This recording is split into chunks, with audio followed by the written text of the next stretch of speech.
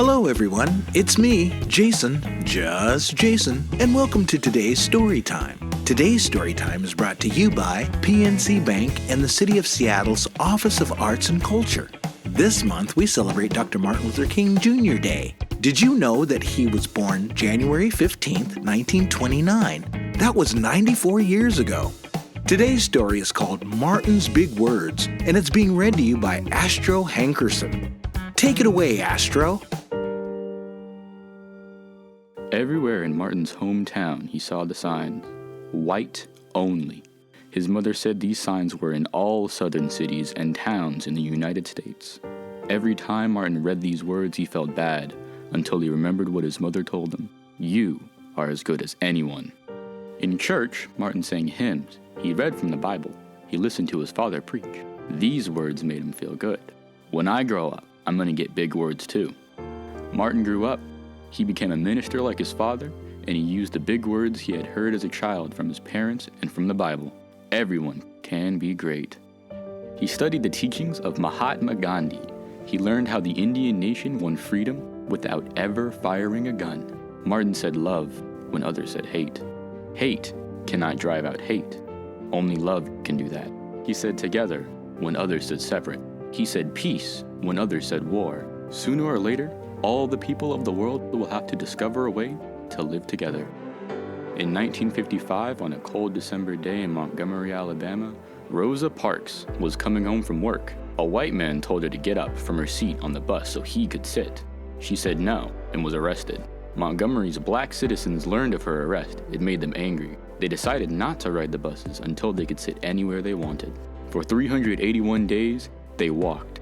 They walked to work and school and church. They walked in rain and cold and in blistering heat. Martin walked with them and talked with them and sang with them and prayed with them until the white city leaders had to agree they could sit anywhere they wanted. When the history books are written, someone will say, there lived black people who had the courage to stand up for their rights. In the next 10 years, black Americans from all over the South protested for equal rights.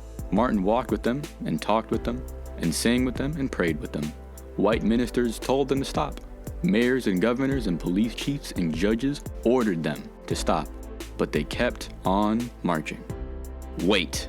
For years I have heard the word wait. We have waited more than 340 years for our rights. They were jailed and beaten and murdered, but they kept on marching. Some black Americans wanted to fight back with their fists. Martin convinced them not to by reminding them of the power of love. Love is the key to the problems of the world.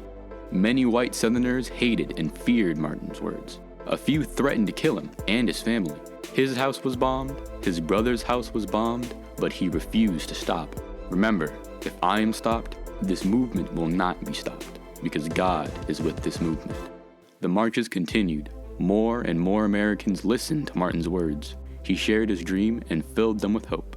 I have a dream that one day in Alabama, little black boys and black girls will join hands with little white boys and white girls as sisters and brothers. After 10 years of protests, the lawmakers in Washington voted to end segregation. The white-only signs in the South came down. Dr. Martin Luther King Jr.